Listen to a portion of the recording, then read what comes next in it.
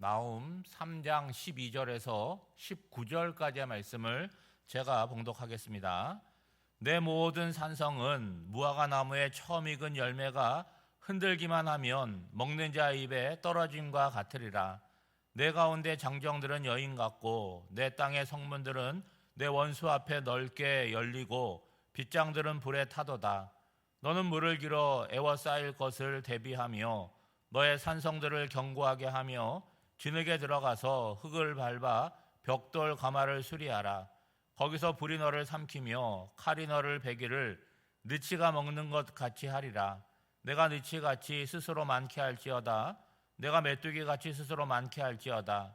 내가 내 상인을 하늘의 별보다 많게 하였으나 느치가 날개를 펴고 날아감 같고 내 방백은 메뚜기 같고 너의 장소들은 큰 메뚜기 떼가 추운 날에는 울타리에 깃들었다가 해가 뜨면 날아감과 같으니 그 있는 곳을 알 수 없도다. 아수르 왕이여, 내 목자가 자고 내 귀족은 누워쉬며 내 백성은 산들에 흩어지나 그들을 모을 사람이 없도다. 내 상처는 고칠 수 없고 내 부상은 중하도다. 내 소식을 듣는 자가 다 너를 보고 손뼉을 치나니 이는 그들이 항상 내게 행패를 당하였음이 아니더냐 하시니라. 아멘. 오늘 본문은 나훔서의 마지막 부분이고 결론에 해당이 됩니다.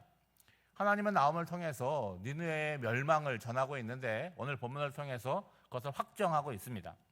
하나님의 심판은 아수르라고 하는 한 제국을 멸망시키는 것에 그치는 것이 아니라 역사 가운데 나타난 악을 제거하는 거죠.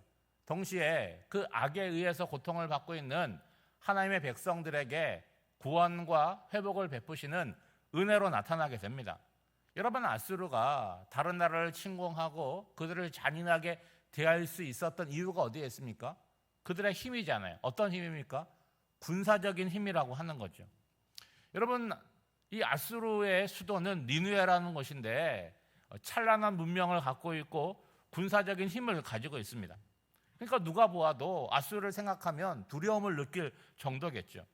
근데 아수르뿐만이 아니라는 거예요. 놀랍게도 인류의 역사를 보면 강하다라고 얘기했을 때 그 강함이 오래가지 못하다는 거죠. 그 강함 속에 자체적인 모순을 갖고 있습니다. 아수르도 오래가지 못했고 항상 강한 제국이 있으면 영원할 것 같은데 더 큰 제국이 나타나서 멸망을 시키는 거예요.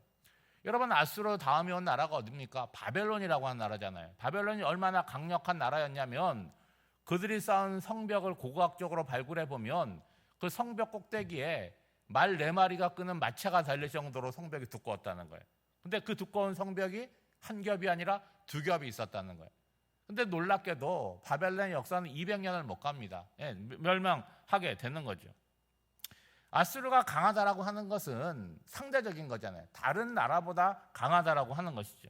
여러분, 오늘 본문 앞서서 어제 살펴보았을 텐데 노아몬이라고 하는 지명이 나오는데 노아몬은요 애굽의 제일 도시인 테베를 가리킵니다. 이 성읍은요 강물에 의해서 들려쌓여 있기 때문에 난공불락의 성읍이에요.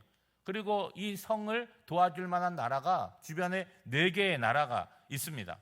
그런데 어떻게 됐어요? 아수르에서 멸망을 당했다는 거예요. 여러분, 아수르가 이 테베를 점령하고 어떻게 했냐? 잔혹하게 되었고 어린아이들을 학살했다는 거죠. 그리고 그 결과가 어떻게 됐냐? 자기들이 행한 그대로 그들이 돌려받게 되었음을 역사는 말하고 있는 거죠. 오늘 본문을 시작하는 12절 말씀에 보면 내 모든 산성은 무화과 나무에 처음 익은 열매가 흔들기만 하면 먹는 자의 입에 떨어진가 같으리라 라고 얘기하고 있어요. 앞서서도 말씀드렸지만 느느웨는 성읍이 견고한 거예요. 그리고 요새가 있습니다. 자기의 군사력을 의지했어요. 그런데 하나님께서 그들을 심판하게 될 때는 어떤 모양이었다는 것입니까? 흔들기만 해도 떨어지는 무화과 나무에 달린 열매처럼 쉽게 무너지게 될 것이다 라는 얘기를 하는 거죠. 그리고 그렇게 잔인하고 군사력이 강했던 그 군사들은 마치 뭐와 같다는 것입니까? 여인과 같다는 것은 여인을 낮춰보는 것이 아니라 군사적인 능력을 상실했음을 이야기하는 거죠. 그리고 굳게 닫혀야 될 성문은 어떻게 되었느냐? 원수들 앞에서 활짝 열리게 되고 성문을 잠그는 문빗장은 불에 타게 되었다. 그럼 어떻게 되겠습니까? 적군이 성 안으로 들어오게 되겠죠. 여러분 14절 말씀해 보면 나홈은 니느웨 백성들을 향해서 너희들이 오랫동안 포위될 것을 대비해서 물을 많이 길어서 대비하라고 그렇게 권하고 있습니다. 여러분 고대 시대라고 하는 것은 이게 지키는 쪽은 성을 이렇게 견고하게 쌓아놓고 지키는 것이고 공격하는 쪽에는 어떻게 해서든지 성을 무너뜨리려고 하지 않겠습니까? 그러면 성을 지키는 쪽 입장에서는 성 안에 뭐가 있어야지 오래 버티겠어요? 물과 식량이 있어야 되는 거죠, 그렇죠? 특별히 물이 있어야 되니까 물을 많이 준비하라는 거예요. 예. 그런데 여러분 물만 준비해서는 되는 것이 아니고 적군들이 성벽을 공격하게 되면 성의 한쪽에 구멍이 뚫리고 무너지게 되지 않겠습니까? 그때 성벽을 보수할 수 있는 벽돌도 많이 준비하라고 그렇게 얘기를 합니다. 여러분 왜 이런 말을 합니까? 이거는 너희들이 전쟁을 대비해라 그런 이야기가 아니라 놀리고 조롱하고 있는 거예요. 여러분 엘리야가 갈멜산에서 바알과 아세라를 섬기는 850명의 선지자들과 대결하잖아요. 그 바알 선지자가 먼저 자기의 신을 부르는데 대답을 안 하니까 엘리야가 조언하잖아요. 소리를 질러봐라, 깨워봐라 그런 얘기 하잖아요. 그거는 도움을 주는 얘기가 아니라 조롱하는 이야기와 마찬가지인 거죠. 그러니까 니네 백성들이 외부의 침략을 대비해서 최선을 다해서 준비해봐라. 너희들이 할 수 있는 모든 걸 해봐라. 결과는 뭐라는 거예요? 아무런 소용이 없을 것이다. 그 얘기를 하는 거죠. 여러분 15절에 보면 거대한 성 니느웨가 적군의 불과 칼에 의해서 파멸될 것을 최종적으로 선언을 합니다. 여러분 불과 칼에 의한 재앙을 뭘로 비유를 하느냐? 마치 메뚜기 떼가 몰려와가지고 땅에 있는 모든 소출들과 초목을 남김없이 쓸어버리는 것처럼 니느웨의 멸망은 아무런 흔적도 남겨지지 않을 것이다. 완전한 멸망이 될 것이다 라고 말하고 있는 거죠. 그리고 나홈은 이들을 향해서 느치와 메뚜기와 같이 너희들의 수를 많이 해라 그렇게도 조롱을 합니다. 여러분 니느웨라고 하는 것은요 여러분 알고 있듯이 아수르 제국의 수도입니다. 그러니까 상업이 발달하고 군사적으로도 발달을 하고 행정조직이 발달했어요. 그러면은 오늘 우리나라도 마찬가지잖아요. 우리나라 영토가 있지만 사람들이 다 어디에 몰려 삽니까? 수도권에 몰려 살고 있잖아요. 인구의 절반이 거기에 몰려 살고 있는 것처럼 니느웨에 사람들이 많은 거예요. 상인도 많고 관리도 많고 사람들이 많습니다. 그런데 그것이 니느웨가 위기를 당하게 될 때 전혀 도움이 되지 않는다는 거죠. 어떻게 표현하고 있습니까? 느치가 날아와가지고 날개를 둘러싸고 있는 허물을 벗어버리고 다른 곳으로 날아가듯이 그곳에 모여있는 상인들이 위기의 상황을 맞이하니까 그 도성에서 빨리 벗어나서 사라지게 될 것이라고 얘기하잖아요. 그리고 중앙에 모여있는 그 나라의 관리들 그리고 방백들은 그 추운 날에 그 성벽의 틈바구니에 숨어 있다가 해가 뜨면 날아가는 메뚜기 떼와 같이 다 사라지게 되고 도망가게 될 것이다 라고 표현하고 있는 거죠. 여러분 18절 말씀입니다. 아수르 왕이여 내 목자가 자고 내 귀족은 누워 쉬며 내 백성은 산들에 흩어지나 그들을 모을 사람이 없도다. 여러분 평범한 구절 같지만 이 18절은 장성곡이에요. 죽은 자들을 위해서 부르는 노래입니다. 잔다고 표현하고 있고 누워있다고 표현하는데 이거는 죽음을 나타내는 것이죠. 그러니까 그들이 상처를 입고 부상을 당할 수 있지만 그거는 고칠 수 없고 회복할 수 없다라는 이야기를 하고 있는 거죠. 그러니까 시간의 차이만 있을 뿐 한때 찬란했던 문명 그리고 강력한 군사력을 자랑했던 아름다운 니느웨였지만 그렇게 자게 되고 죽음에 이르게 되는 것을 지금 확정하고 있다는 거죠. 여러분 더욱 슬픈 거는 뭡니까? 19절 중반절에 보면 내 소식을 듣는 자가 다 너를 보고 뭐라 그러는 거예요? 안타까워하지 않고 손뼉을 친다는 거예요. 왜요? 그동안 아수르를 통해서 행패를 당하고 어려움을 당했으니까 그들의 입장에서는 뭐예요? 두려웠던 대상이 없어지니까 손뼉을 치며 기뻐했다는 거죠. 여러분 아수르의 멸망은 다른 사람들에게 국류를 자아내지 않았다는 거예요. 오히려 악이 제거되었다는 소식을 듣고 그들은 기뻐했다는 거죠. 그러니까 아수르의 멸망은 그 나라에 의해서 어려움을 당한 모든 나라들에게는 뭐가 되는 거예요? 기쁨의 소식이 되고 구원의 소식이 되었다는 거예요. 여러분, 나훔서가 우리에게 낯설지만 나훔서를 통해서 우리에게 말씀하는 바는 한 두 가지로 정리할 수 있습니다.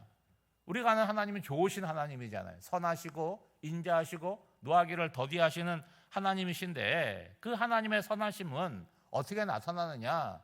그 언약을 신실하게 지키는 자들에게는 복으로, 선으로 나타나지만 정의를 굳게 하고 악을 저지르는 자들에게는 심판함으로 선을 드러내신다는 거예요. 똑같지 않다는 거죠.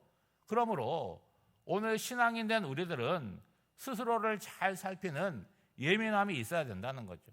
왜 우리가 하나님 말씀을 듣습니까? 왜 하나님 말씀을 읽습니까? 말씀을 읽고 듣는 것만으로 뭐 하는 거예요? 깨닫고 알고 삶을 바꾸는 거예요. 꼭 등짝으로 한 대 맞고 등이 아픈 상태에서, 그거는 진정한 돌이킴이 아니잖아요.